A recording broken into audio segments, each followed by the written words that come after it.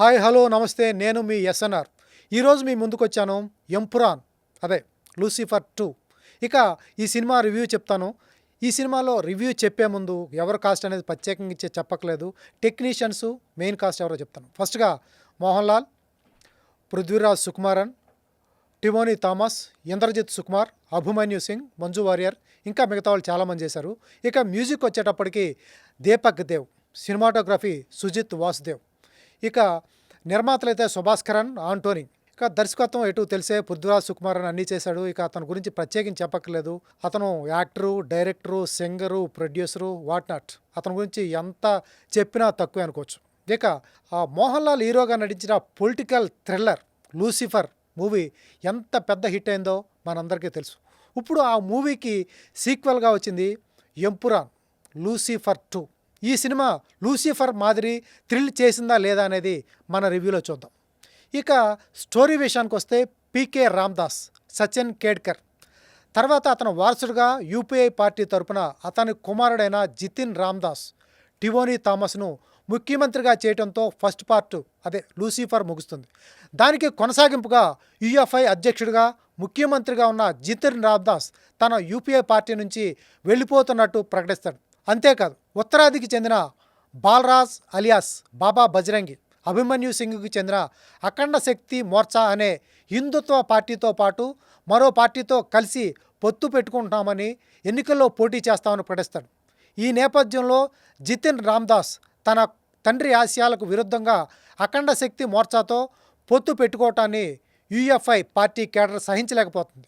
మొత్తంగా తన తండ్రి ఆశయాలకు తూట్లు పొడిచిన తమ్ముడిని ఎక్కడో విదేశాల్లో ఉన్న స్టీఫెన్ నడుంపల్లి అలియాస్ అబ్రహం కురోషి తన చెల్లి అయిన ప్రియదర్శి రామ్దాస్ని తన తమ్ముడి ప్లేస్లో ఎలా ప్రెసిడెంట్ని చేశాడు. ఆ క్రమంలోనే అఖండ శక్తి మోర్చా పార్టీ అధినేత బాబా బజరంగి ఎవరు, అతనికి అబ్రహం కురోషి రైట్ హ్యాండ్ అయిన జావేద్ పృథ్వీరాజ్ సుకుమారన్కు ఉన్న సంబంధం ఏంటి, బజరంగి అలియాస్ బాలరాజ్కు ఎలాంటి పగ ఉండేదని తెలియాలి అంటే సినిమా చూడాల్సిందే.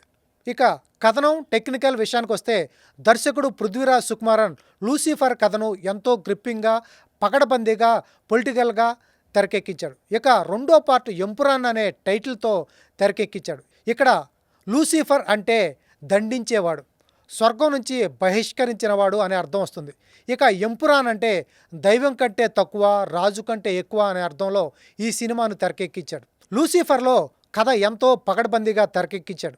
కానీ ఎంపురాన్ విషయంలో కథను పక్కన పెట్టి ఎలివేషన్ సీన్స్ పైనే ఎక్కువ కాన్సన్ట్రేషన్ చేసినట్టు కనిపిస్తుంది. సినిమా ప్రారంభం నుంచి గంట వరకు హీరో ఎక్కడా కనిపించడు. హీరో ఇంట్రడక్షన్ సీనే భారీ యుద్ధ విమానాలు, డ్రగ్స్ను, ఆయుధాలు, పెద్ద బ్లాస్టింగ్ సీన్నే అరేంజ్ చేశాడు దర్శకుడు.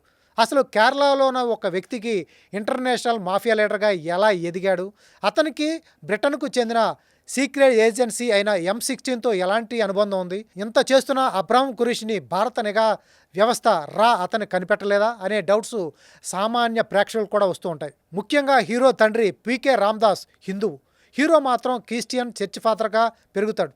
కాబట్టి స్టీఫెన్ నడుంపల్లి అనే పేరు ఉంటుంది. అతను అజ్ఞాతంలో వెళ్ళినప్పుడు అబ్రహం కురేషి ఎలా అయ్యాడు, అలాంటి డౌట్స్ అన్ని వర్గాల ప్రేక్షకులకు మదిని తొలిచేస్తూ ఉంటాయి.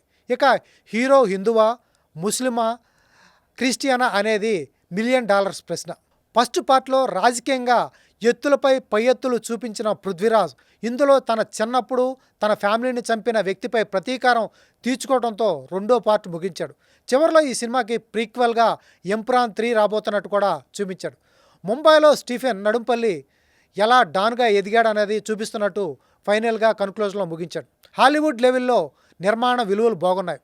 ఎలివేషన్ సీన్స్ మాస్క్ అయితే బూజ్ బంప్స్ రాకుండా మారు.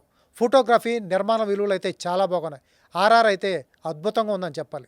ఇక సినిమాకి మరో విధంగా ప్లస్ పాయింట్స్ ఏంటంటే మోహన్ లాల్ నటన, నిర్మాణ విలువలు, ఎలివేషన్ సీన్స్ ఈ సినిమాకి బాగా పనికొచ్చేవి ప్లస్ పాయింట్స్ అని చెప్పుకోవచ్చు.